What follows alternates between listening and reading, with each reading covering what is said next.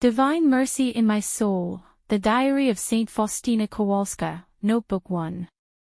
August 1, 1925. At last the time came when the door of the convent was opened for me. It was the 1st of August, 1925, in the evening, the vigil, of the feast, of Our Lady of the Angels. I felt immensely happy. It seemed to me that I had stepped into the life of paradise. A single prayer was bursting forth from my heart, one of thanksgiving. However, after 3 weeks I became aware that there is so very little time here for prayer, and of many other things which spoke to my soul in favor of entering a religious community of a stricter observance. This thought took a firm hold of my soul, but the will of God was not in it. Still, the thought, or rather the temptation, was growing stronger and stronger to the point where I decided one day to announce my departure to Mother Superior and definitely to leave the convent.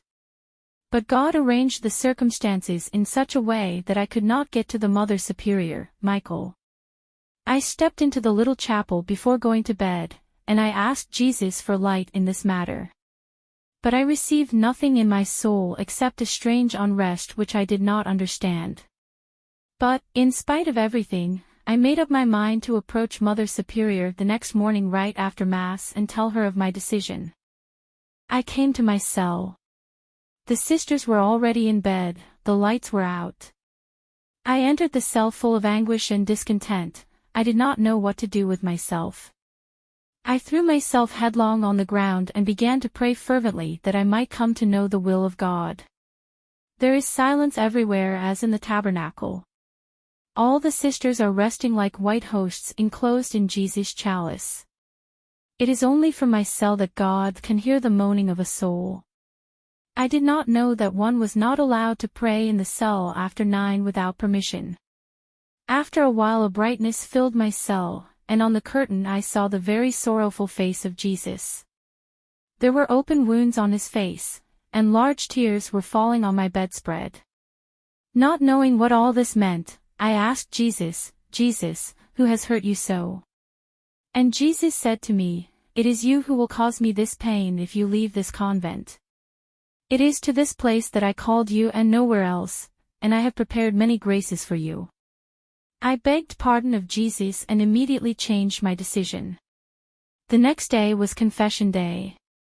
I related all that had taken place in my soul, and the confessor answered that, from this, God's will is clear that I am to remain in this congregation and that I'm not even to think of another religious order. From that moment on, I have always felt happy and content. Shortly after this, I fell ill, general exhaustion. The dear Mother Superior sent me with 2 other sisters for a rest to Skolimo, not far from Warsaw. It was at that time that I asked the Lord for whom else should I pray for. Jesus said that on the following night he would let me know for whom I should pray. The next night, I saw my guardian angel, who ordered me to follow him.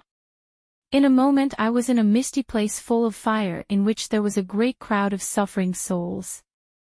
They were praying fervently, but to no avail, for themselves, only we can come to their aid. The flames which were burning them did not touch me at all. My guardian angel did not leave me for an instant. I asked these souls what their greatest suffering was. They answered me in one voice that their greatest torment was longing for God. I saw Our Lady visiting the souls in purgatory. The souls call her the Star of the Sea. She brings them refreshment. I wanted to talk with them some more, but my guardian angel beckoned me to leave. We went out of that prison of suffering. I heard an interior voice, which said, "My mercy does not want this, but justice demands it." Since that time, I am in closer communion with the suffering souls.